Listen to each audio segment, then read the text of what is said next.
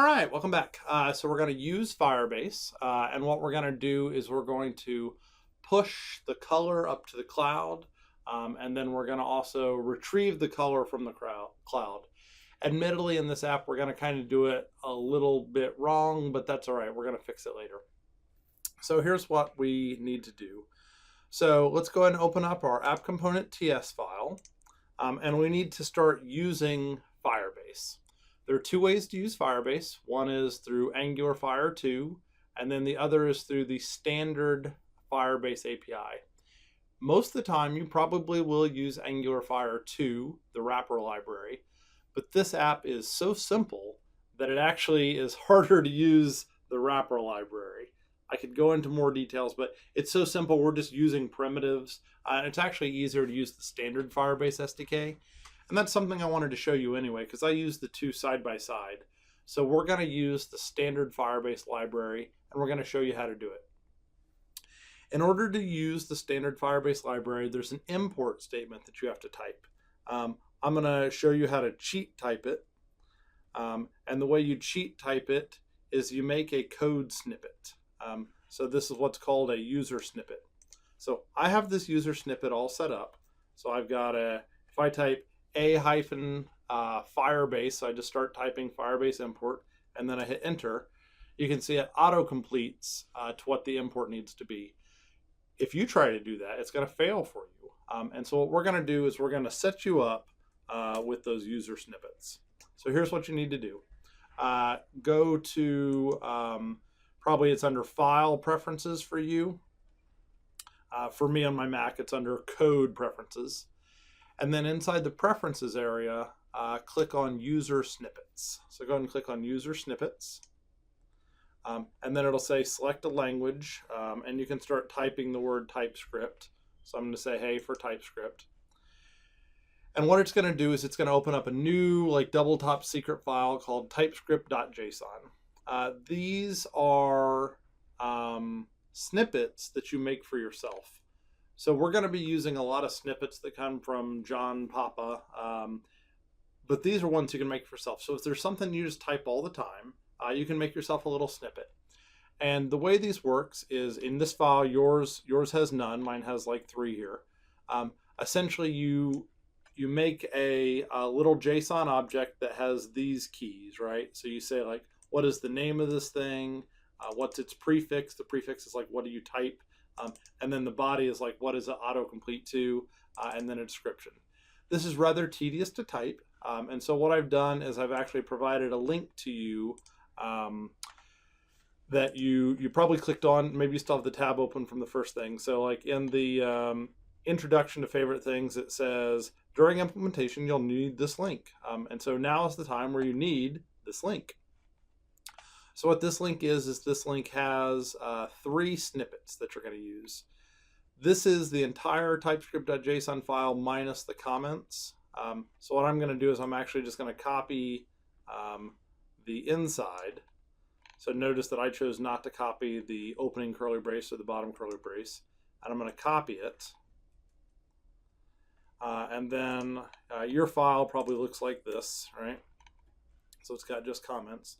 And so I'm going to paste it right into here. You can do an Option Shift F to auto format, but hopefully auto format won't do much. So I put in a couple of snippets for you. If you type a-import, it's going to type this line for you here. So this is if auto import didn't do anything for you, this is just a manual import. If you need the Firebase import, it just types this line right here, which is one we're going to use quite regularly. And then I also added a third one for the fat arrow functions. We're going to use a lot of these fat arrow functions. So I just thought I'd go and stick this in here as well. Looks like there's an extra comp space in mine. I'll fix that before you get to it. So now, once you've added this, you can close this file. Now you should be able to type a-firebase, and it will autocomplete to that. So what this line of code does is this lets you use the standard Firebase API in your app. So we're going to do a couple things with the standard Firebase API. Before we get into it, let's mention where the documentation lives at for this. So just go ahead and say Firebase Documentation. There's a lot of different hits. There's interestingly kind of like some old docs at firebase.com, but then the new ones are at firebase.google.com. So that's how you know you'll have the newest one. If you click on this link, it'll take you to the documentation.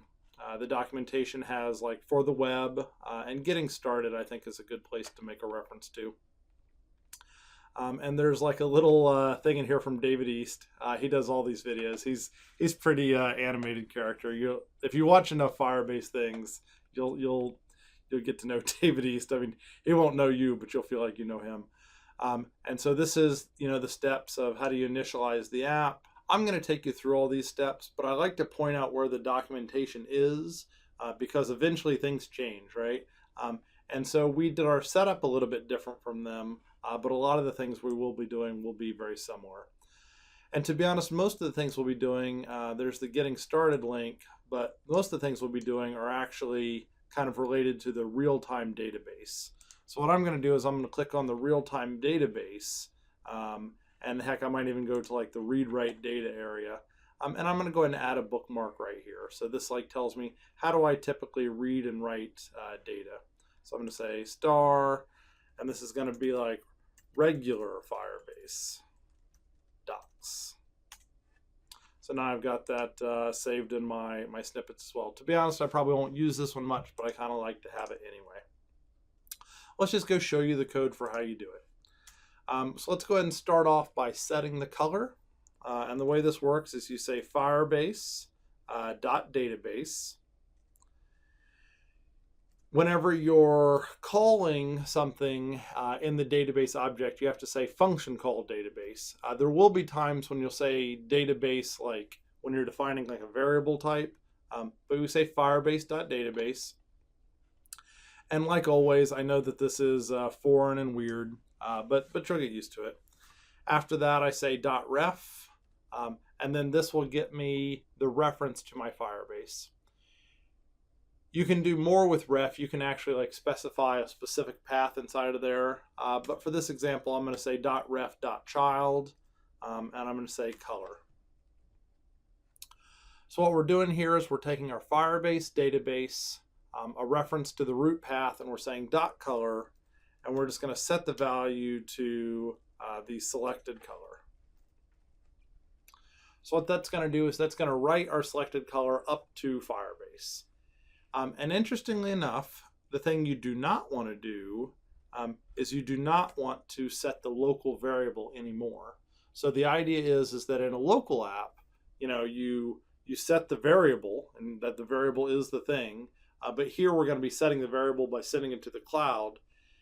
And then the only time we're ever going to say this.favorite color equals is when we get information from the cloud, right? So I'm going to actually go so far as to delete this line. Right? It's gone. It's out of here. This does stuff. You won't see it visually on your screen, but it does do stuff. And the way you know it does stuff is because you'll view it in your Firebase. So find your one that says default and find its database. And right now it has nothing in it, right?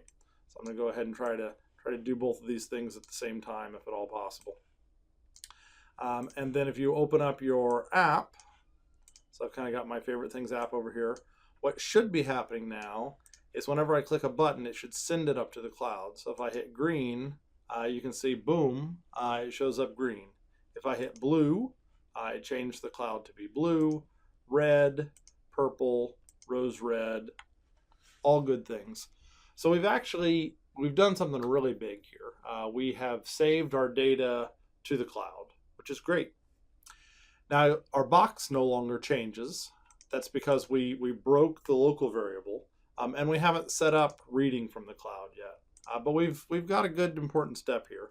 And I think it's kind of neat that, like, I don't know, once we had Firebase set up, it's just kind of a one-liner to stick something up into the Firebase. Let's go ahead and do getting information from the database.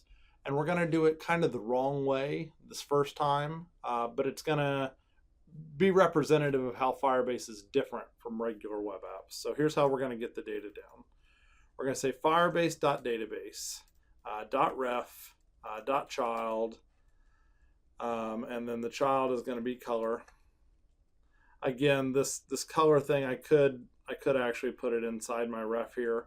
I don't know why I don't. I just I got in the habit once upon a time of always saying .child, and well, that's how I roll now. And then there's a couple methods. One is .on. .on would set up a continuous listener, but for this first time, we're going to say .once. So here's .once. .once is going to do a single read from your database. So whenever you push the button, it's going to do a single read from the database. And you can kind of read this a little bit. So it says .once. It receives an event type, which is a string. So the first thing is going to be a string. And then after that, it receives a success callback. The success callback is going to receive a Firebase.database.snapshot. And then it's going to optionally have a string on it. And then it's also going to optionally have a failure callback. We're not going to do any of the optional things. So we're going to give it an event type, which is going to be value, and then a success callback. So here's what this looks like. So we're going to say value. And I really should get in the habit of using single quotes for the sake of my linter. Again, I don't care about the linter that much, but for at least one video, I'll try to be good. And my linter insists upon single quotes. They really don't matter. The next thing in this is a fat arrow function. It works out nice that we actually have a shortcut for a-fat arrow. So let's talk about what fat arrow is. So the things that got typed there is it typed this part right here. Interestingly, I got, I need a closing parenthesis and then a semicolon. That's for like the end of the once function, right? So what is fat arrow? So a lot of people might be familiar with fat arrow already, but if you're not, it's the new way to pass in a function. So before you always said like the word function. The problem with that is it messed up this. So this wasn't this anymore inside the function. Fat arrow has fixed that. You should only ever use the fat arrow, and you should never pass in a function anymore. So things change, right? So this function, so just to kind of make it a little neater, I'm going to put it on a new line here. This function receives something. If you remember from the .once function, what it said it gave you is it gave you a thing called a snapshot. And a snapshot was actually of type Firebase.database.datasnapshot. That's what the thing was. Lots of new things going on here. I get that. But probably still not used to Typescript, right? So you say, hey, it's a thing called snapshot, and it's this type of object. With the standard Firebase, you say Firebase.database, .snapshot, and that tells you what type of object it is. So what we want to do is we want to set this .favoriteColor, and notice that this is still the class this, and that works out because of the fat arrow, right? Is equal to snapshot.val. And what .val does is that gives you the value of the snapshot. A snapshot has a key and a value that's pulling out the .val. So the fun thing is that we have actually just implemented our getter. So now we should be able to set things. So make sure that it's reloaded in here. So we should be able to set things. So if I set it to red or purple, that's setting in the cloud. And then when I hit update, it should actually update the color. So I can set it to blue, and then I can update it as blue, right? Set it to green, update from green, set it to red, update from red. Obviously, this is not quite how Firebase is supposed to work. It's a continuous listener thing. But I wanted to start with this just to kind of get us going. So next time we'll come back and we'll make it work a little bit more fluid as opposed to having to click the update button. All right, I will see you next time. Bye.